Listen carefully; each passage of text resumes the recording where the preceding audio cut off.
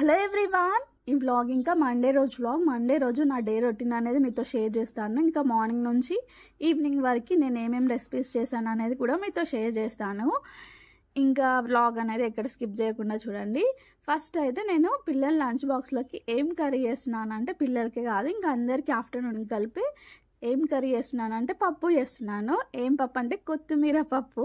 అదేంటి, పప్పులో ఎట్లయినా కొత్తిమీర వేస్తాం కదా, అది కొత్తిమీర పప్పు అయిపోతుందా అని అనుకోవచ్చు. కాదు, పప్పులో కొత్తిమీర వేస్తాం కానీ కొత్తిమీరలో ఇప్పుడు పప్పు వేస్తాం అన్నమాట.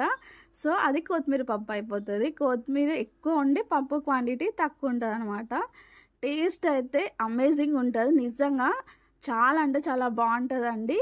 మన కొత్తిమీర ఫ్లేవర్ అనేది తెలుస్తుంది మనకి పప్పులో, ఎక్కువ క్వాంటిటీలో వేస్తున్నాం కాబట్టి. సో అన్ని పప్పులాగా పాలకూర పప్పు, చుక్కకూర పప్పు ఎట్లా వేసుకుంటామో సేమ్ అదే స్టైల్లో చేసుకోవడమే, కాకపోతే కొంచెం డిఫరెంట్గా చేసుకోవడం. టేస్ట్ అయితే సేమ్ ఆ పప్పులాగానే టేస్ట్ చాలా బాగుంటుంది. ఇంకెట్లా చేయాలనేది మీతో షేర్ చేస్తాను. ఫస్ట్ అయితే ఒక బాండి పెట్టేసి ఆయిల్ వేసేసి ఆవాలు జీలకర్ర వేయాలి. అవి ఫ్రై అయిన తర్వాత పచ్చిమిర్చి, ఒక 6 పచ్చిమిర్చి మధ్యలో కట్ చేసి వేసిన. అవి ఫ్రై అయిన తర్వాత ఒక 2 ఆనియన్స్ కట్ చేసి వేయాలి. తర్వాత ఒక 3 ఎండుమిర్చి దాకా వేసినాను. ఇంకా పసుపు 1 టీ స్పూన్ దాకా ఇంగువ వేసిన. ఇవన్నీ మంచిగా మిక్స్ అయ్యేలాగా కలుపుకొని తర్వాత కొత్తిమీర వేయాలి. కొత్తిమీరని నేను ఇక్కడ 2 కట్టలు కొత్తిమీర తీసుకున్నాను. 2 కట్టలు కొత్తిమీరని కాడలు కట్ చేసి చిన్నగా కట్ చేసేసి బాగా వాష్ చేయాలి. 2 టైమ్స్ వాష్ చేసేసి ఇంకా ఆ కొత్తిమీరని అయితే వేయాలి. కొత్తిమీర వేసేసి మొత్తం అంతా మిక్స్ చేసుకోవాలి. కొత్తిమీర మంచిగా ఫ్రై అవ్వాలి. ఇప్పుడు మనం చట్నీ చేస్తాం కదా, కొత్తిమీర టమాటో చట్నీ, అట్లా ఫస్ట్ అయితే కొత్తిమీరని ఫ్రై చేసుకుంటాం కదా, అట్లా ఫ్రై అవ్వాలన్నమాట. కొత్తిమీర మంచిగా ఫ్రై అవ్వాలి, దాన్ని పచ్చి వాసన పోయేదాకా ఇట్లా ఫ్రై చేసుకోవాలి.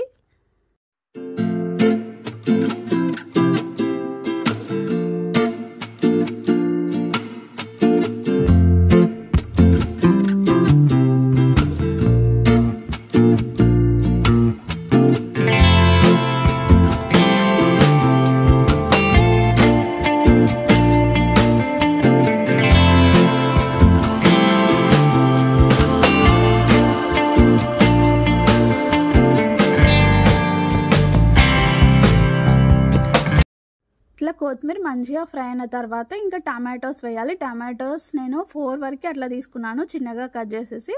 ఇంక ఈ టమాటోస్ని వేసి కూడా టమాటోస్ పూర్తిగా మగ్గేదాకా అయితే ఫ్రై చేసుకోవాలి.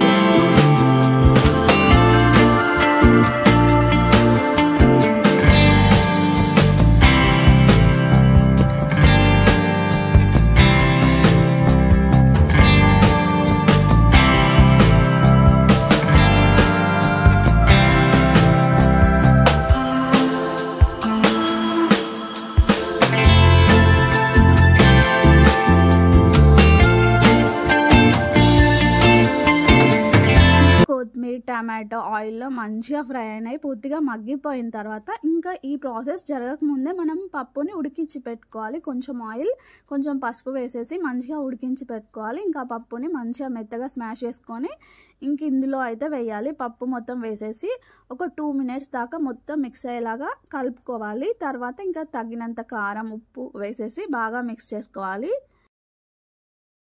ఇట్లా పప్పును కొత్తిమీర బాగా మిక్స్ అయ్యేదాకా కలుపుకోవాలి. ఈ విధంగా కలుపుకున్న తర్వాత 2 టేబుల్ స్పూన్ దాకా కారం, ఉప్పు, 1 టేబుల్ స్పూన్ దాకా మసాలా కూడా వేసిన. ఇవన్నీ వేసేసి తర్వాత మిక్స్ చేసుకున్న తర్వాత చింతపండు రసం కూడా వేయాలి. ఇక్కడ చింతపండు రసం ప్లేస్లో మనం నిమ్మకాయ రసం కూడా వేయచ్చు. టమాటోస్ కూడా వేసినాం కదా, ఇంకేదైనా వేయచ్చు అనమాట.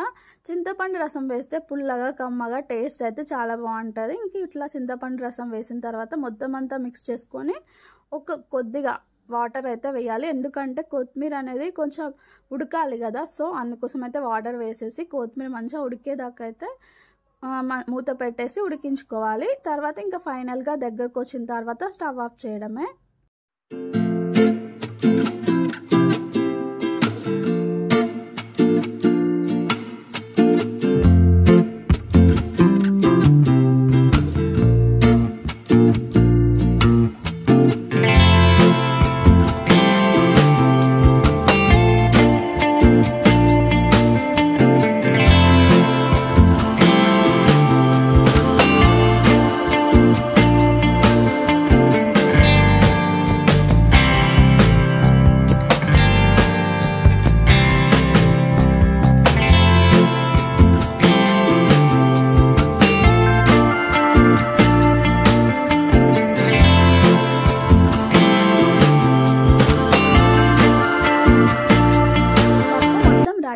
తర్వాత ఒక పోపు గిన్నె పెట్టేసి కొంచెం ఆయిల్ వేసేసి కచ్చా పచ్చగా దంచిన వెల్లుల్లి వేయాలి. వెల్లుల్లి మంచిగా బ్రౌన్ కలర్ వచ్చేదాకా ఫ్రై చేసుకొని ఇంకా కొంచెం చిటికెడు పసుపు వేసేసి ఇంక ఈ పోపు అంతా రెడీ అయిపోయిన తర్వాత కొత్తిమీర పప్పు పైన వేసినారంటే కమ్మనైనా కొత్తిమీర పప్పు రెడీ అయిపోతుంది. టేస్ట్ అయితే అమేజింగ్ ఉంటుందండి. నిజంగా ఒకసారి ట్రై చేసి చూడండి. ఇట్లా కొత్తిమీర పప్పు ఎక్కువ క్వాంటిటీలో కొత్తిమీర వేయాలి. అప్పుడే మనకి ఆ పప్పు ఫ్లేవర్ అనేది తెలుస్తుంది, కొత్తిమీర ఫ్లేవర్ అనేది.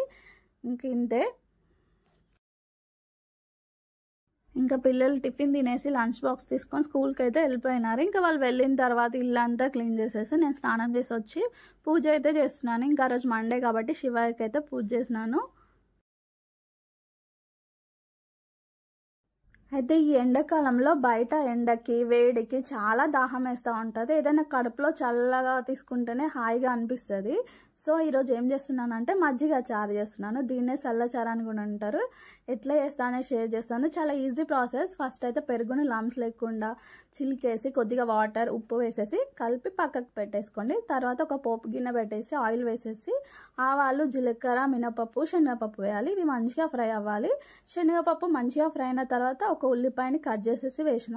ఉల్లిపాయ కొంచెం ఫ్రై అయిన తర్వాత కరివేపాకు, ఎండుమిర్చి వేసేసి అవి కూడా ఫ్రై అయిన తర్వాత 1 టీ స్పూన్ దాకా పసుపు వేసేసి ఇవంతా ఫ్రై అయిన తర్వాత మనం పక్కకు పెట్టేసినాం కదా మజ్జిగ, అందులో వేసినారా అంటే మజ్జిగ చారు రెడీ అయిపోతుంది. చాలా బాగుంటుందండి. కడుపులో చల్లగా, టేస్ట్కి టేస్ట్, హెల్త్కి హెల్త్ రెండు అన్నమాట. ఈ ఎండాకాలంలో ఇలాంటివి అయితేనే బెస్ట్. ఇంకా ఆ రోజు మా లంచ్ కొత్తిమీర పప్పు విత్ మజ్జిగ చారు అన్నమాట.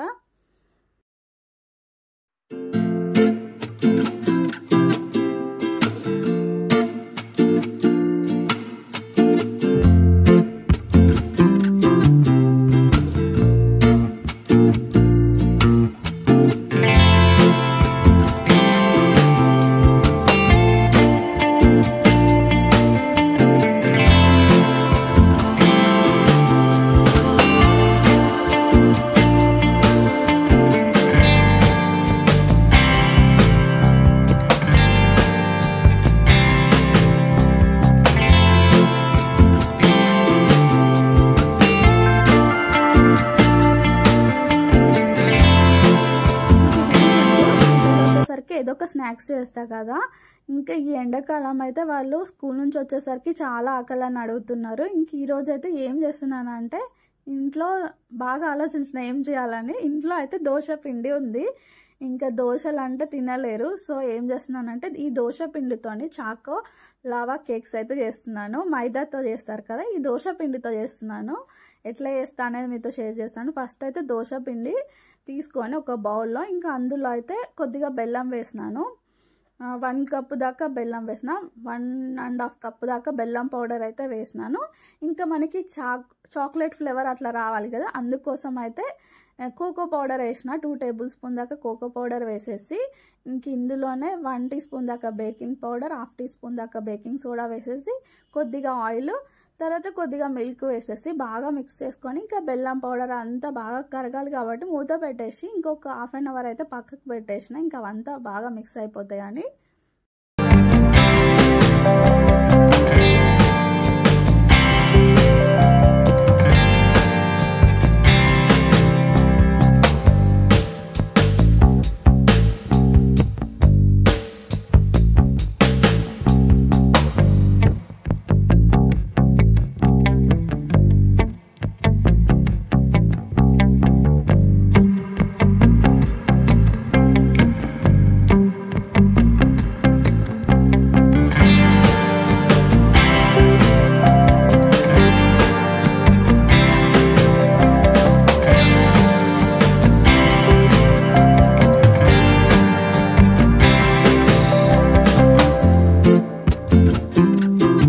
పొంగడాల పాత్ర పెట్టేసి అన్నిట్లలో కొద్దిగా ఆయిల్ అయితే వేయాలి. తర్వాత మనం ప్రిపేర్ చేసుకున్న దోశ బ్యాటర్ ఉంటుంది కదా, ఆ బ్యాటర్ని అన్నిట్లలో కొద్దిగా వేసేసి దానిపైన డైరీ మిల్క్ చాక్లెట్స్ కానీ ఇంకేవైనా కిట్ క్యాట్ కానీ ఏవైనా పెట్టాలి, ఒక్కొక్క పీసెస్.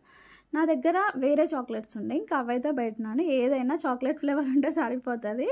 తర్వాత మధ్యలో పెట్టేసి దానిపైన మళ్ళీ కొద్దిగా దోశ బ్యాటర్ ఉంటుంది కదా, అది వేసేసి మూత పెట్టేసి సిమ్లో, అస్సలు హై పెట్టద్దు. హై పెడితే లోపల అస్సలు ఉడకదు, ఇంకా పైన కూడా ఉడకదు. సో లో ఫ్లేమ్లో పెట్టేసి మంచిగా ఫ్రై చేసుకోవాలి. ఒక సైడ్ రోస్ట్ అయిన తర్వాత ఇంకో సైడ్ తిప్పేసి కూడా ఇంకో సైడ్ కూడా మంచిగా బేక్ చేసుకున్నారంటే చాకో లవా కేక్స్ రెడీ అయిపోతుంది. నిజంగా బాగుంది తెలుసా, నేను తిన్నాను, చాలా బాగుంది. పిల్లలు కూడా తినేసినారు. మినపప్పు ఫ్లేవర్ వస్తుంది ఇందులో ఈ లావా కేక్స్లో. ఇంకా చాక్లెట్ వేసాం కాబట్టి చాక్లెట్ ఫ్లేవర్ వస్తుంది. కోకో పౌడర్ కూడా వేసినాం కాబట్టి ఇంకా అట్లానే ఉంది. ఈ రోజుకైతే ఈ స్నాక్స్ అయితే చేసినాను.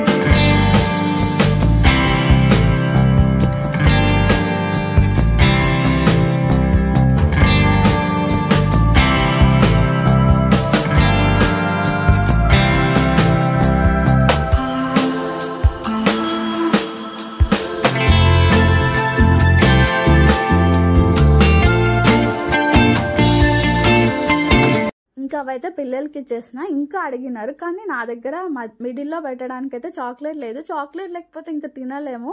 మిడిల్లో ఆ చాక్లెట్ వస్తేనే టేస్ట్ బాగుంటాయి అన్నమాట అవి. ఇంకా వాళ్ళు అడిగినారు. ఇంకా బ్యాటర్ అయితే ఉంది. సో దాంతో నేనైతే దోశలాగా అయితే వేస్తున్నా. అట్లా చిన్న చిన్న ప్యాన్ కేక్స్ లాగా అయితే వేస్తున్నాను. ఇంకా దోశలాగా కూడా వేయచ్చు. ఎట్లయినా 2 రకాలుగా అయితే వేసినాను. ఫస్ట్ అయితే ఒక ప్యాన్ పెట్టేసి కొంచెం గీ వేసిన. దానిపైన ఈ బ్యాటర్ని కొద్దిగా ప్యాన్ కేక్ లాగా వేసేసి మూత పెట్టేసి ఒక సైడ్ రోస్ట్ అయిన తర్వాత ఇంకో సైడ్ కూడా కుక్ చేసుకున్నామంటే మంచిగా ప్యాన్ కేక్స్ రెడీ అయిపోతుంది దోశ పిండితోని.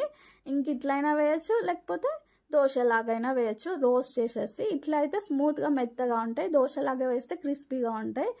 3 రెసిపీస్ చాలా బాగున్నాయండి. ఈ బ్యాటర్తోని ఏది తక్కువ లేదు, అన్ని 3 బాగున్నాయి. పిల్లలు అయితే ఇష్టంగా తినేస్తున్నారు 3. ఇంతే ఈ మండే రోజు వ్లాగ్ అనేది ఇక్కడితో ఎండ్ చేస్తున్నాను. ఈ వ్లాగ్ కనుక మీకు నచ్చినట్లయితే లైక్ చేయండి, మీ ఫ్రెండ్స్కి షేర్ చేయండి అండ్ సబ్స్క్రైబ్ చేసుకోవడం మాత్రం మర్చిపోవద్దు. ఇంకొక వ్లాగ్తో మీ ముందుకు వస్తాను. అంతవరకు బాయ్.